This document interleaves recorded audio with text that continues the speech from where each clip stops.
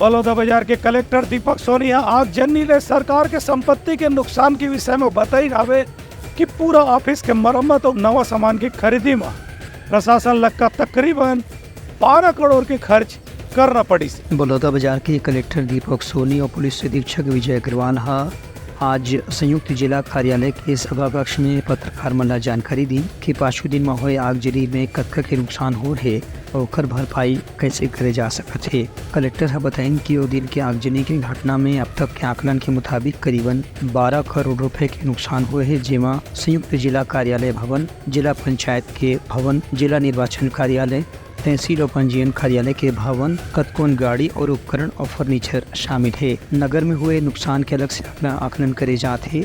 घटना में जो गाड़ी ला जलाए गिरी से ओकर क्षतिपूर्ति गाड़ी के मालिक मन ला बीमा कंपनी से दिलवाए के सिलसिला शुरू हो गए है। इनमें अब तक के 7 से 8 गाड़ी के मालिक मन ला बीमा की राशि मिल चुके हैं। इनमें 23 बीमा की प्रकरण अभी चलत है। कलेक्टर के कहने से कि 240 निजी और सरकारी गाड़ी ला जलाए गिरी से, जिसमें 31 निजी 4 पहिया वाहन भी से 60 2 पहिया वाहन, 27 क्षतिग्रस्त 4 पहिया वाहन, 122 क्षतिग्रस्त 2 पहिया वाहन भी शामिल रही से।